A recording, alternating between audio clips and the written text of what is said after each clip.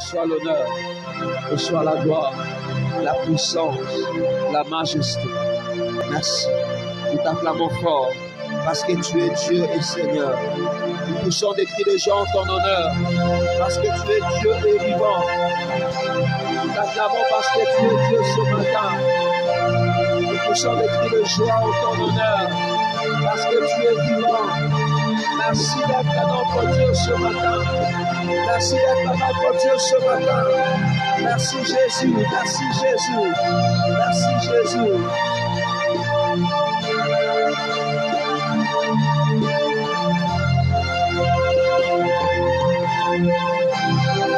Alléluia. Amen. Est-ce que nous pouvons nous rasseoir, s'il vous plaît? Que le Seigneur soit béni. Bonjour à tout le monde. Est-ce que tu peux m'aider à saluer celui qui est à gauche, à droite, avec un joli sourire? Alléluia. Le Seigneur est là. Ne sois pas déconnecté. Dieu est là, sa présence est là. Dieu est là, sa présence est là. Amen, amen, amen. Nous rendons grâce pour la faveur que Dieu nous accorde ce matin, que d'être dans sa présence et de prétendre parler de sa part.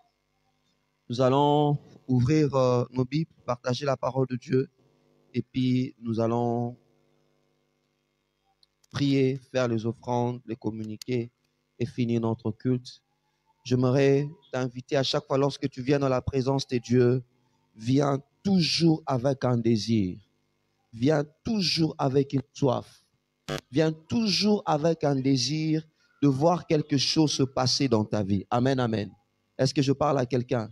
Quand tu viens à l'église, ne viens pas parce que tu dois venir, mais viens avec un cœur qui désire être touché par Dieu, avec un cœur qui désire que Dieu puisse le visiter.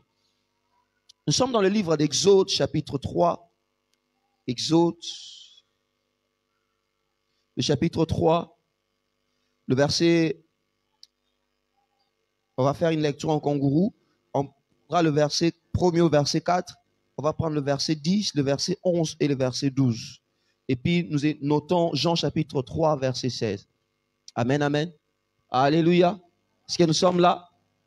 Est-ce que nous sommes là? Est-ce que nous sommes là? Est-ce que nous sommes là? Ah, gloire à Dieu. Merci. Merci beaucoup.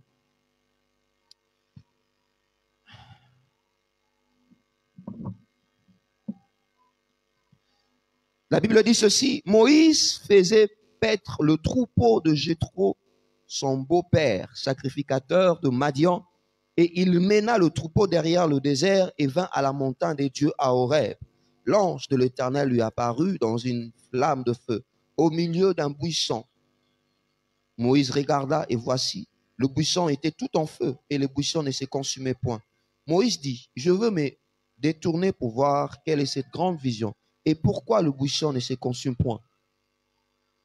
L'Éternel vit qu'il se détournait pour voir et Dieu l'appela du milieu du buisson et dit, Moïse, Moïse, et il répondit, mais voici. On va prendre le verset 10 au verset 12. La parole de Dieu dit, maintenant, va, je t'enverrai auprès de Pharaon et tu feras sortir d'Égypte mon peuple, les enfants d'Israël. Moïse dit à Dieu, qui suis-je pour aller vers Pharaon pour faire sortir d'Égypte les enfants d'Israël? Dieu dit, je serai avec toi et ceci sera pour toi le signe que c'est moi qui t'envoie. Quand tu auras fait sortir d'Égypte le peuple, vous servirez Dieu sur cette montagne. On peut ajouter le verset 13. Moïse dit à Dieu, j'irai donc vers les enfants d'Israël et je leur dirai, les dieux de vos pères m'envoient vers vous. Mais s'ils me répondent, quel est son nom? Que leur répondrai-je? Quel leur répondrai-je? Jean chapitre 3, verset 16, c'est un passage qu'on peut réciter. Quelqu'un peut réciter Jean 3, 16? Question pour un champion. Tout en arabe, tout en arabe. Tout bandi maramanza mesika. Jean 3, 16 dit quoi? Ok. Ok.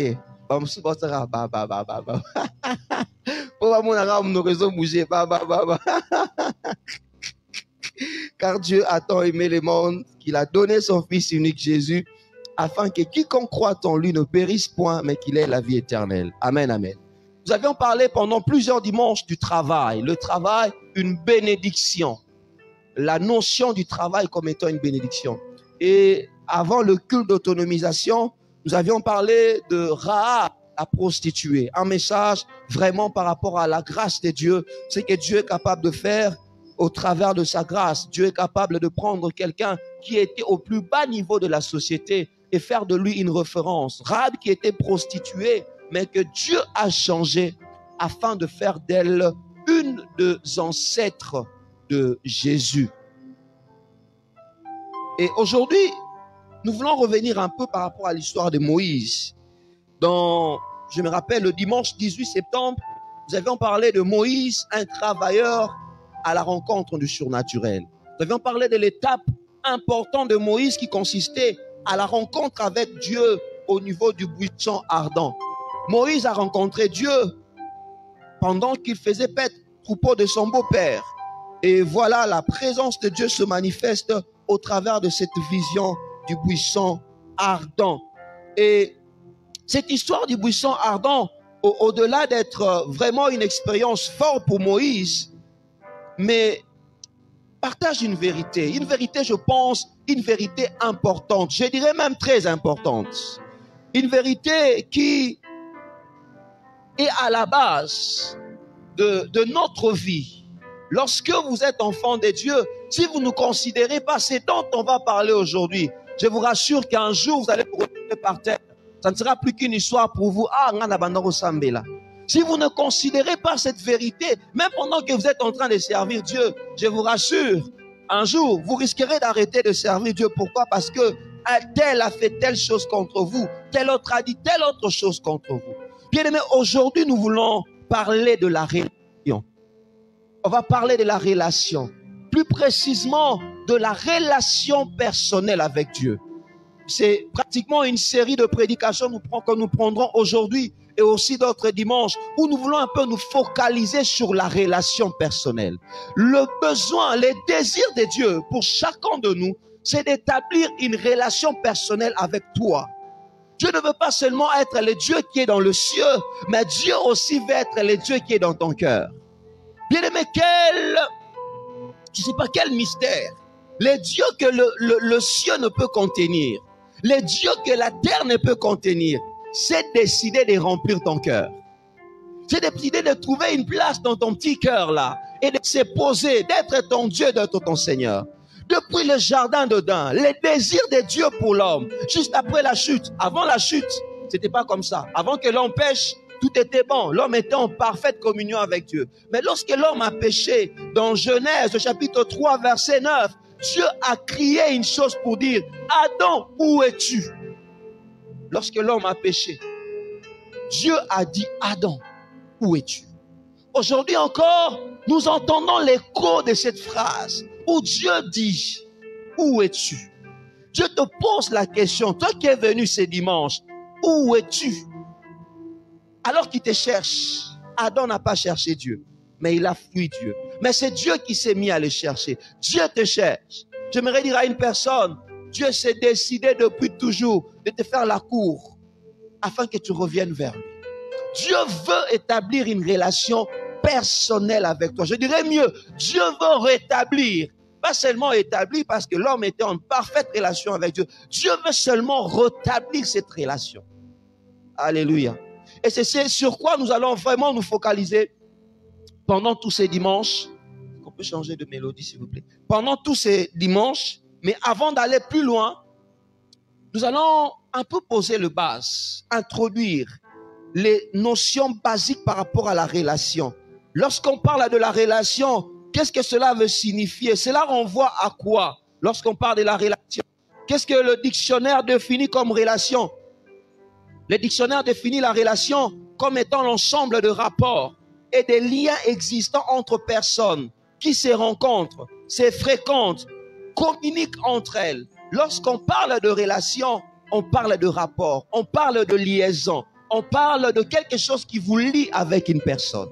Et Dieu veut une relation avec toi. Dieu veut être lié avec toi. Et j'aimerais vraiment insister sur le sens personnel, sur le sens individuel. Dieu veut une relation personnelle.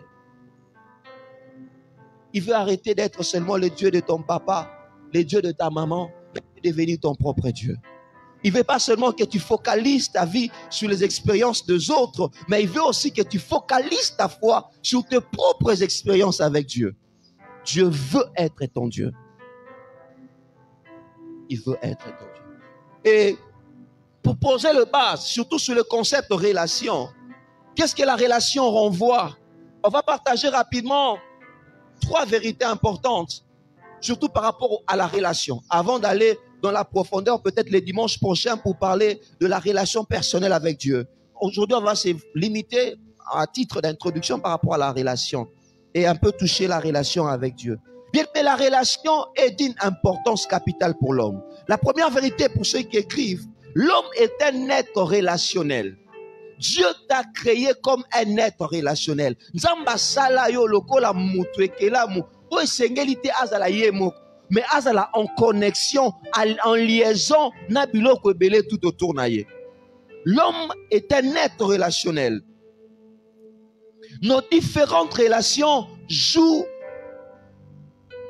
un rôle très important sur notre croissance, notre épanouissement et notre succès, bien notre réussite. Bien aimé, nos différentes relations, lorsqu'elles sont très bien considérées, elles jouent un rôle très important sur notre croissance, sur notre épanouissement et sur notre succès.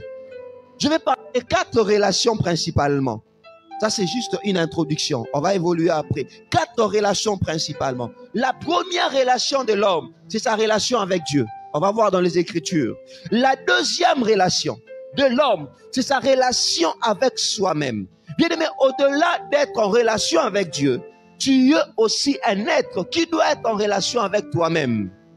On va expliquer cela. La troisième relation, c'est avec l'autre, avec autrui, avec celui qui est tout autour. Et la quatrième relation, beaucoup nous négligeons, c'est la relation avec la nature. Généralement, on parle de tout, mais on parle de moins en moins de la nature. Alors que l'homme est un être relationnel avec ces 4 relations. Si ces 4 relations sont considérées, il sera épanoui. Mais si une de ces relations est négligée, malheureusement, il peut être épanoui, mais ça va poser un problème. Essayez un peu d'imaginer nos chaises. Nous sommes assis sur des chaises. Ces chaises ont 4 pieds, n'est-ce pas? Si on regarde le colomar au longo le bouki, au tikil ma colomi ça, au roko ya peine assez facilement. Tout ça est évité. Oui, on fait pas au quoi. Bon, peut-être que ça est au fan en kenge, mais tu seras pas à l'aise. Pour être à l'aise convenablement, il faut vraiment s'asseoir sur une chaise qui a 4 makolo. C'est un peu ça la vie de l'homme. Il y a ces 4 relations-là qui déterminent notre réussite, qui déterminent notre succès, qui déterminent notre progrès. Vous le verrez pour Adam. Déjà au commencement, Dieu dit dans Genèse, créons l'homme à notre image et à notre ressemblance. Et la Bible ajoute pour dire, Dieu créa l'homme à son image et à sa ressemblance. On voit le premier élément, la relation entre Dieu et l'homme. Comme si ça ne suffisait pas, toujours dans le livre de Genèse, Dieu vient dire à Adam, multipliez, soyez féconds. Quelque chose qui parle encore de la relation avec Dieu, mais qui aussi parle de Adam lui-même. Mais pendant ce temps-là, la relation personnelle dans Adam lui-même, on le voit vraiment pas sortir parce que Adam était en parfaite communion avec Dieu. Toute son existence, il le trouvait en Dieu. Mais Dieu lui demande, multipliez-vous, assujettissez la terre. Tu ne peux pas te multiplier si tu n'es pas en bonne relation avec toi-même. Si tu n'as pas confiance en toi-même, tu ne peux pas te multiplier. Tu ne peux pas aller de l'avant. Tu ne peux pas être fort. Tu ne peux pas dominer si tu n'as pas une bonne relation avec toi-même. Et comme si ça ne suffisait pas, Dieu vient dire à Adam, cultive la terre. Garde la relation avec la nature. Cultive la terre. Garde-la. Et beaucoup d'entre nous, nous prêchons la bonne nouvelle. Nous allons aller de l'avant. Dieu va nous bénir. Mais lorsque peut-être qu'on regarde dehors, on voit des tas d'immondices. Dieu va te bénir, tu seras une grande personne. Mais quand tu utilises ton papier mouchoir, tu jettes par terre. Tu négliges la terre. Dieu va te bénir, tu vas aller de l'avant. Tu seras ministre, mais de temps en temps, tu tomberas malade à cause de moustiques. Tu as considéré les 3 relations, mais tu as négligé la relation avec la nature. À Moïse, le Seigneur. À Moïse, Dieu Seigneur vient encore pour lui dire. Dieu dit à Moïse, je serai avec toi. Va libérer mon peuple. On voit la relation de Moïse et Dieu. Dieu lui rassure, il dit, peu importe ce que tu vas faire, moi Dieu, je vais être avec toi. On voit la première dimension de la relation entre l'homme et Dieu. Et le Seigneur va lui dire, va libérer ces peuples-là. Dieu lui parle déjà de la relation qu'il aura avec son peuple. On voit la relation avec autrui. Excusez-moi, avec l'exemple d'Adam, je reviens. Adam devait être en relation avec autrui. Lorsque Dieu s'est rendu compte qu'autrui a manqué, c'était Ève, il s'est décidé de créer Ève. Et lorsque Ève a été créée, Adam a eu maintenant la relation avec autrui. J'ai oublié ça. Je reviens avec l'histoire de Moïse. Dieu lui dit, va libérer mon peuple. On voit la relation avec autrui. C'est Dieu qui lui parle, la relation avec Dieu. Et voici Moïse qui dit, est-ce que moi vraiment, je peux libérer? Est-ce que moi je peux me tenir devant Pharaon? Il y a eu un problème en lui-même. Il était en relation avec Dieu. Il avait une mission pour tenir la relation avec les autres. Mais il y avait un problème de conscience en lui. Il n'était pas en bonne relation avec lui-même. Beaucoup d'entre nous, nous recevons des choses de la part de Dieu. Dieu nous donne des missions. Il dit ce qu'il va faire avec nous. Mais malheureusement, notre problème, on n'est pas en bonne relation avec nous-mêmes. Beaucoup ont commis des péchés pour lesquels ils ne se sont jamais pardonnés jusqu'à aujourd'hui. Dieu lui-même a déjà pardonné, mais toi-même, tu t'es jamais pardonné. Tu es en paix peut-être avec Dieu, tu es en paix avec autrui, mais tu n'es jamais en paix avec toi-même. De temps en temps, tu réfléchis, nasalabou, nasalabou, et pourtant Dieu t'avait déjà pardonné. La relation avec toi-même. Et Dieu dit, quand vous reviendrez, voici le signe, vous viendrez me servir ici en ces lieux. Il parle d'un lieu, il parle de la nature, il parle de la terre. Amen, amen. La relation avec la nature. On le voit encore, cette vérité de 4 relations apparaître au travers de Jésus à la croix de Golgotha. Pendant que Jésus était à la croix, le Seigneur a prié et dit, Père, pardonne-leur, car ils ne savent pas ce qu'ils font. On voit sortir la relation de Jésus avec Dieu et qui demande le pardon pour l'humanité. La relation de Jésus avec les hommes. Et il vient dire au voleur, aujourd'hui même, tu seras avec moi au paradis. La relation avec autrui. Et dans la relation avec lui-même, alors qu'il était à la croix, il a crié, dit, j'ai soif. Il a dit, Père, Père, pourquoi m'as-tu abandonné? La relation avec lui-même. Frères et sœurs, il est très important, si nous voulons prospérer, si nous voulons aller de l'avant, de considérer ces 4 relations. Et pendant qu'il mourait, la Bible me dit que la terre trembla. Avant qu'il crie, Père, Père, pourquoi m'as-tu abandonné? On voit le ténèbre couvrir la terre. Un élément de la relation avec la nature qui n'a pas supporté de voir son créateur en train de mourir. Bien aimé, si nous voulons prospérer, aller de l'avant, il faut considérer ces 4 relations. Il faut que ta relation avec Dieu soit au point. Il faut que ta relation avec toi-même soit au point. Il faut que ta relation avec l'autre soit au point. Et aussi, il faut que ta relation avec la nature, avec l'environnement immédiat soit aussi au point. Alléluia. Amen, amen. Est-ce que je parle à quelqu'un ce matin? La relation est très importante. Et comme je le dis, il y a une relation. C'est la première de relations. La relation entre Dieu et l'homme. Lorsque les autres relations, il peut arriver que les autres relations connaissent des problèmes. Mais la relation avec Dieu est la seule relation qui est capable de toutes les autres relations.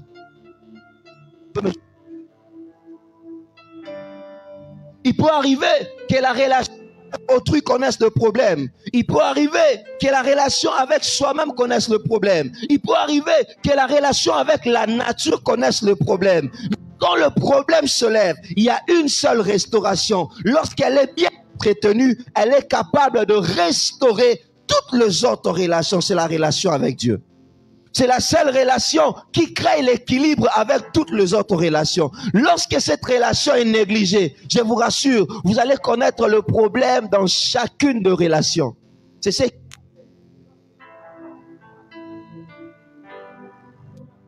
le Seigneur a maudissant Adam, il a dit, voici, la terre ne vous produira que de ronces. Dieu a maudit la terre.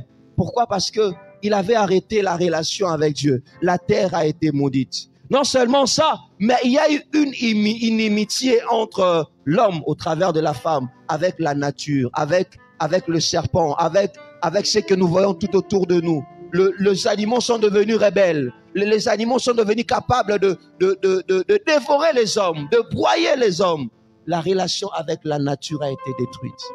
Bien-aimé, considère d'abord ta relation avec Dieu. La relation la plus importante qui nous permet de réussir dans toutes les autres relations, c'est d'abord la relation avec Dieu. Et je prie que Dieu nous fasse grâce à veiller sur cette relation avec lui.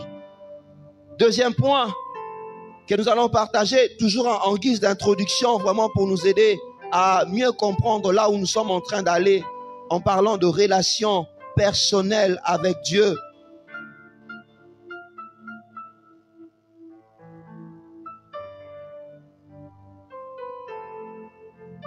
La nécessité d'avoir une relation avec Dieu. Pourquoi devons-nous entretenir une relation personnelle avec Dieu? Pourquoi devons-nous avoir une relation personnelle? Est-ce qu'il est important pour nous? Certes, j'essaie de soulever certains éléments, mais on va encore revenir vraiment avec des exemples bibliques pour montrer l'importance pour nous d'avoir une relation personnelle avec Dieu. Je me rappelle quand j'étais très jeune, avant vraiment que je connaisse le Seigneur, un jour pendant que je dormais, j'ai fait un horrible cauchemar. Et souvent, ma maman avait l'habitude de nous dire, parce qu'elle priait déjà, elle dit, avant de dormir, il faut prier, il faut recommander la nuit. Ah non, on disait, maman nous embête et tout ça. Mais le jour où j'ai fait ces cauchemars-là, où j'ai vu des choses vraies, vraiment des choses spirituelles, frère, je me suis réveillé. Moi qui ne lisais pas la Bible, je suis allé chercher une Bible la nuit pour prier. N'appelez ça mouine de pétrole. Pourquoi? Parce que j'étais en danger. J'ai dit, na comment Lukatambe? Na comment Sambe la notre Père Moukola? Na répété à 10 fois notre Père. J'ai cherché la relation avec Dieu. Pourtant, on m'en parlait déjà, mais j'avais négligé ça. Na zeli danger pour na Lukako restaurer la relation dans Zambé. Bien aimé, n'attends pas un danger pour chercher à restaurer ta relation avec Dieu. N'attends pas te retrouver dans un problème pour restaurer ta relation avec Dieu. Et lorsque je suis devenu un enfant de Dieu, lorsque j'ai donné ma vie à Christ, prier est devenu pour moi un petit problème. Je me dis, je suis un enfant de Dieu, je dois entretenir ma relation avec Dieu, donc je dois prier. Parfois, lorsque je regarde certaines personnes, tu lui demandes, pourquoi tu ne pries pas? Pourquoi tu ne lis pas ta Bible? La dernière fois que tu as lu la Bible, c'était quand? Ah, pasteur, aussi mara mutazo kwanza obi. Aïe, aïe, aïe, aïe. Certaines personnes en doutent vraiment s'ils sont en relation avec Dieu. Parce qu'une personne qui est en relation avec Dieu, on ne peut pas lui forcer certaines choses. Ça coule de soi. Est-ce que tu peux forcer ton père à te payer les minervales? Ou bien parler avec toi le matin? Non, ça coule de soi. Bien aimé, quand la vie chrétienne est comme une etioba mingai, c'est qu'il y a un problème dans la relation. Alléluia. Et il y a un problème dans ta relation. Et que le Seigneur nous aide à restaurer cette relation-là. Pourquoi devons-nous entretenir, surtout avoir et entretenir une bonne relation avec Dieu? Bien aimé, nous devons avoir et entretenir une bonne relation avec Dieu à cause de plusieurs raisons. Premièrement, parce que le salut est individuel. Le salut est individuel. Bien aimé, nous n'irons pas au ciel par groupe, par famille. Non, non. Le salut est individuel. C'est comme quelqu'un qui disait, ah, le jour vraiment Jésus va venir. Dès que maman lit, pas tout le monde ensemble. Tu n'auras même pas le temps de savoir au kanga maman. Tu t'accroches à la foi de ta maman. Dieu ne veut pas que tu t'accroches à la foi de ta maman. Il veut que toi aussi tu puisses avoir une relation avec lui. Parce que le même Dieu qui est le Dieu de ta maman peut aussi devenir ton Dieu à toi. Et moi, c'est mon papa. Lui, il prie pour nous. Avant de dormir, il vient prier pour nous. Ah, ok. Le jour où papa va mourir, qu'est-ce que tu vas faire? Frère, le salut est individuel. Jean 3,16, la Bible dit, quiconque croit ne périsse pas, mais qu'il ait la vie éternelle. Quand on parle de quiconque, on parle d'un individu. On parle de quelqu'un d'une manière mutuye moko. Dekonanga, lo les a dit comme groupe T. Pendant que nous la T, Zamba sélectionné plus une span à chorale. De quel la T T, et ça dit comme individuel. Il y a mutuna Zambe naye. Amen, amen. On ne va pas au ciel par procuration. Non, non, ils ont raté. Namarambalo, la procuration, ils ont raté. Non, yo comme Ozananga, non, c'est le Mukanda, yo kotanolola. Non, on ne va pas au ciel par procuration. Encore moins par hérédité. Comme je suis né dans une famille chrétienne et que papa prie, maman prie, donc nous aussi, nous irons au ciel. La Bible dit, car quiconque croit, si tu ne te retrouves pas dans le quiconque qui croit, le chemin pour toi, ça ne sera pas le ciel. Alléluia. Voilà pourquoi tu as une relation personnelle avec Dieu. Une relation personnelle avec Dieu au travers de Jésus. Romains 1,16. La Bible dit, car je n'ai point honte de l'évangile. C'est la puissance de Dieu pour le salut de quiconque croit. Du juif premièrement, puis du grec. L'évangile est la puissance de Dieu. Pas pour un groupe. Non, non, non. D'abord pour des individus. Et les individus sont dans des groupes. L'individu dont je parle, les individus dans le sens ne vous comprendre. Papa moura silika pour un individu. Yo bengi individu, ngai individu. Non, c'est pas dans ce sens des Quinois. C'est dans le sens de la personne. Et je ne dis pas que tu es individu, pas comprendre. Non, non. Quand je parle d'individu, je parle de personnel. Le salut est personnel. Le ciel est personnel. Romains chapitre 10, verset 13. Le Seigneur dit, car quiconque invoquera le nom du Seigneur sera sauvé. C'est quiconque là, que ce soit toi, que ce soit moi. Alléluia. Nous n'irons pas au ciel en groupe. Non, non. C'est quelque chose de personnel. De personnel. Matthieu chapitre 10, verset 39. La Bible dit, celui qui conservera sa vie la perdra. Et celui qui perdra sa vie à cause de moi la retrouvera. On parle de celui, d'un individu, d'une personne. Deuxièmement, parce que la récompense de Dieu sera personnelle. Nous devons considérer la relation personnelle avec Dieu parce que la récompense de Dieu sera personnelle. Frère, quand tu viens servir Dieu, dis-toi, la récompense sera personnelle. Ne te dis pas, na komi na département, oh, na moni bangomo bazo kima kima, ngape na kota na rythme kima. Ndeko nanga, la récompense sera personnelle. Ah, département na bien basambela la mingi, ngape na kota na komo sambela mingi. Je refuse pas. Kota bando sambela, message, la récompense sera personnelle. Baba la prière 17h. Ah, namona mokambiye mo kayo souvent ba 17h10 donc. Comment ya ba 17h10 donc ngana koya na ba 17h30. C'est pas parce que ton mokambi en retard que si toi tu viens aussi en retard que toi tu es excusé. Non, non, la récompense sera personnelle. Si lui vient en retard, Dieu va le juger par rapport à ce retard. Et si toi tu te laisses contaminer par ce retard là, Dieu aussi va te juger. Mais si toi tu dis, même s'il vient en retard, moi je vais bien me comporter. Dieu va te bénir toi. C'est personnel. La vie chrétienne, c'est personnel. Je veux revenir là-dessus pour être équilibré. Pour ne pas dire que comme c'est personnel, il faut qu'il y ait une église. Non. Comme c'est personnel, il faut qu'on s'en la rasoute. Non. Les assistés à la moto. Moi, je dis les arana moto nango. Mais si on dit que la wanara, ou ben yango pembe ne koufi. Mais tant qu'on aura les mêmes nikal, on sera en moto et garder moto. Ça dit, la dimension communautaire aussi est importante. Alléluia. La dimension communautaire est importante. Ça nous aide à nous maintenir. Mais la vie chrétienne est d'abord quelque chose de personnel. De personnel. La récompense sera personnelle. Matthieu chapitre 25, le verset 15. Le Seigneur dit, il donna 5 talents à l'un, 2 à l'autre et 1 à un troisième, à chacun selon sa capacité. Au verset 20, la Bible dit, celui qui avait reçu 5 talents s'approcha en apportant 5 autres talents et dit, Seigneur, tu m'as remis 5 talents, voici, j'ai gagné le 5 autres talents.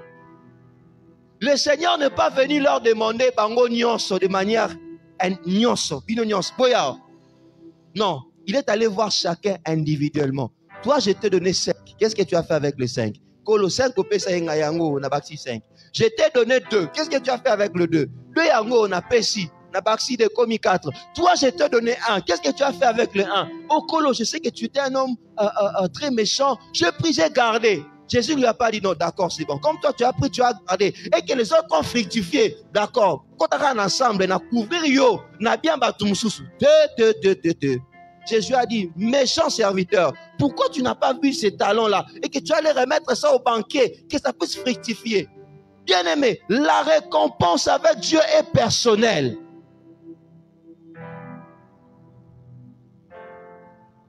Nous tous, nous venons servir à l'église. Hein? Même si vous êtes mariés. Tous, nous venons servir à l'église. Mais Dieu va bénir à chacun selon qu'il a servi. Oui, nous encourageons le service en couple. Je me rappelle, une femme a dit à son mari un jour,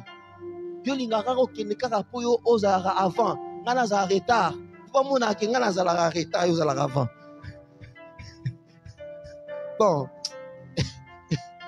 en matière de service, il n'y a pas de solidarité conjugale. En matière de relation avec Dieu, il n'y a pas de solidarité conjugale. Non, non. Non. Quand Dieu va nous récompenser, il ne va pas appeler couple angolo, venez, ça je vous donne. D'ailleurs, on a dit qu'on a l'eau, la marambaliba les athées. Et la doudungolo, yara, yao yango. Arlette, le nom de la famille.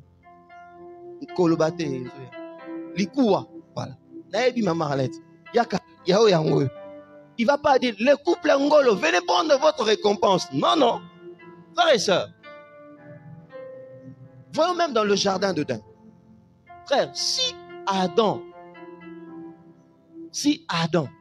avait refusé par amour, avait refusé de manger le fruit, Dieu allait châtier Ève. Mais Adam, par amour, je ne dis pas qu'il ne faut pas aimer la femme, il faut beaucoup l'aimer. On va parler de semaine de famille, il faut beaucoup l'aimer. Mais Adam, c'est ma chérie. Ceux qui n'ont rien à blesser. Ah oui. Quand il a mangé, et 2 étaient dehors. Ananias et Saphira. Et 2 ont menti. Ananias, Saphira, papa, on ça là, on a bien été. Tu quand même, hein. Mensonge conjugal. Quand Dieu a commencé à frapper, il a commencé par l'homme. À quoi? Tout ni moi si. C'est généralement ça avec le couple. Tous arabons, c'est pas couple. Tous c'est ligara.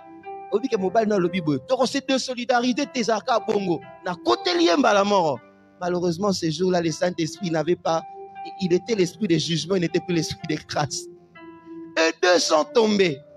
Mais la Bible me parle aussi d'une femme qui est différente, Abigail. Son mari est un homme méchant.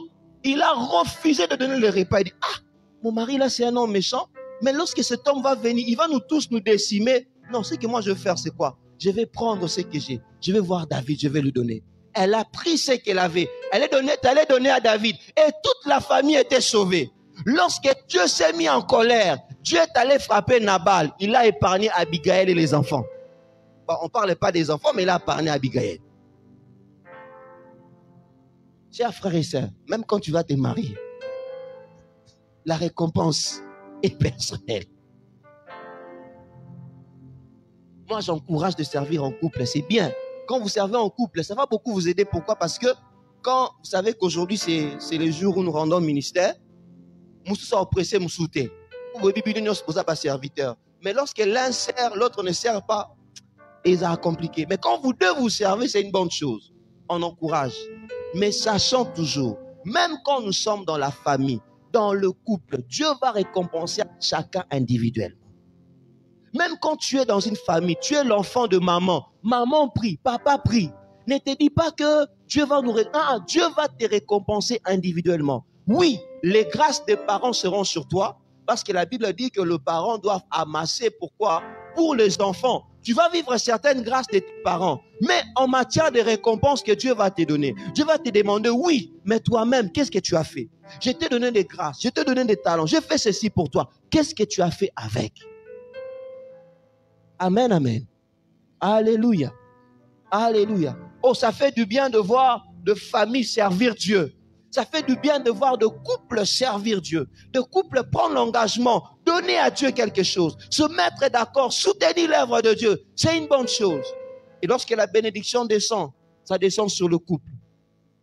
Mais n'oublions pas que même quand nous allons nous retrouver devant le Seigneur va nous traiter individuellement. Voilà pourquoi Jésus dit, celui qui aime son père, qui aime sa mère, plus que moi, n'est pas digne de moi.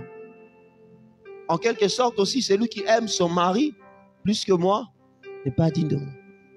Celui qui aime sa femme, plus que moi, n'est pas digne de moi. Celui qui aime ses parents, plus que moi, n'est pas digne de moi. Chacun a son amour. Mais l'amour qui doit être élevé, c'est l'amour que nous devons à Dieu. Amen, amen. Je donne un exemple. Tu es un enfant de Dieu. Tu es enfant.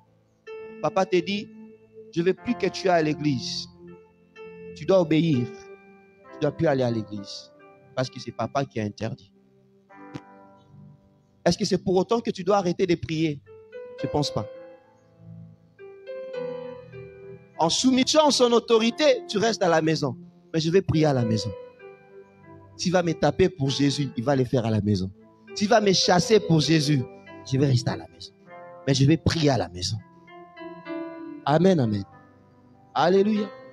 Alléluia. Maman, papa dit, des histoires de servir à l'église, là, je ne veux plus de ça à la maison. Bon, par soumission, c'est lui le responsable. Tu te soumets. Mais prie Dieu pour son cœur. Prie Dieu pour son cœur. Et vois ce que tu peux faire, même en étant à la maison là, ce que tu peux faire pour Dieu. Parce qu'un jour, Dieu va te demander des comptes. Tu ne vas pas lui dire, Seigneur, mon mari était méchant. Non, non. Dieu va te demander des comptes. Bon, je reviens. Il y a beaucoup de jeunes ici. Que Dieu nous aide chacun à servir Dieu d'une manière personnelle. Parce que la récompense est d'abord personnelle. Troisièmement, nous devons servir Dieu d'une manière personnelle. Pourquoi? Parce que chacun rendra compte à Dieu. Romains chapitre 14, verset 12. Romains 14, 12. La Bible dit, ainsi, chacun de nous rendra compte à Dieu pour lui-même. Chacun de nous, Romains 14, 12, pardon. Chacun de nous rendra compte à Dieu pour lui-même. Frères et sœurs, tu ne rendras pas compte à Dieu parce que tu ne vas pas justifier, je vais prendre un exemple comme ça, tu ne vas pas justifier un péché parce que tu as vu un musicien chrétien pécher. Tu dis, ah, tu es un musicien chrétien. Tu as la marambassa, il y a ça, scandale. Ah, il faut que tu succès. Tu vas vivre à bout. Donc, bien aimé, Dieu ne va pas t'excuser parce que tu as pris le modèle de quelqu'un qui est tombé pour l'appliquer sur ta vie. Dieu ne va pas justifier ton péché. Non, non, non, non. Si tu pêches, toi aussi tu rendras des comptes. Maison de transformation, j'aimerais nous dire, suivez ce que moi je vous dis aussi longtemps que cela reste dans la parole de Dieu. Aussi longtemps que vous me verrez dans la parole de Dieu, suivez ce que je vous dis. Mais lorsque tu te rends compte que je ne suis plus dans la parole de Dieu, tu as toutes les raisons du monde à ne pas me suivre. Parce que nous sommes comme des bergers. Mais les bons bergers, c'est Jésus. Pasteurs que nous sommes comme des bergers. La Bible dit, Ephésiens 4, 11, il a fait des uns comme apôtres, des autres comme pasteurs, comme prophètes. Aussi longtemps que je suis Jésus, suis-moi. Mais quand tu te rends compte que je ne suis plus Jésus, ne me suis pas. Et si tu es dans une église où un pasteur ne se comporte pas comme il faut, il ne vit pas la vie chrétienne comme il faut, et toi-même tu le sais, tu as tout le raisin du monde à quitter. Ouais. Paul dit, soyez mes imitateurs, comme je le suis pour Christ. Il dit, pour être mes imitateurs, rassurez-vous que moi j'imite Christ. Si je n'imite pas Christ, ne m'imitez pas. Si je ne suis pas Christ, ne me suivez pas. Oh, pasteur, boya qui boy. Oh, bimise écoute nzembo. Tout le monde a eu un clip na ebo. Donc yo po pengui po pasteur wana pengui. A pengwa déjà entre guillemets ba bengue pasteur. Yo po pengui. Au kanti que nzambe a recouvrir les soumno parce que pasteur wana pengwa ki. Alors yo o justifier les soumno pour pasteur wana pengwa ki. Eh, tiens, yo po soumuka. Ce qui likamwa lo la li felo, yo po ke li felo pe bon. Et tu vas pas dire à Dieu, Seigneur, c'est parce que tel avait péché. Certes, le Seigneur demande aux serviteurs de Dieu d'être des hommes irréprochables. Certes, Dieu dit dans sa parole, dans Hébreux, chapitre 13, verset 17, il a dit aux pasteurs qu'ils doivent rendre compte des âmes que Dieu leur donne. Nous qui sommes là, nous devons rendre de compte des âmes que Dieu nous donne. Mais seulement, ne prends pas un modèle du péché d'un pasteur pour justifier ton péché. Ne prends pas un modèle du péché d'un serviteur de Dieu pour justifier ton péché. Non, non. Devant Dieu, tu n'es pas excusable. Tu n'es pas excusable. Parce que chacun de nous rendra compte devant Dieu. C'est individuel.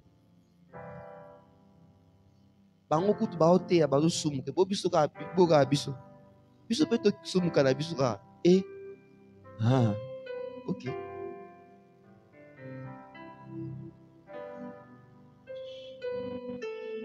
Quatrième point. Parce que chacun sera jugé devant Dieu. Romains chapitre 2, verset 5. Dieu jugera par Christ les actions secrètes des hommes. Dieu va juger par Christ les actions secrètes des hommes.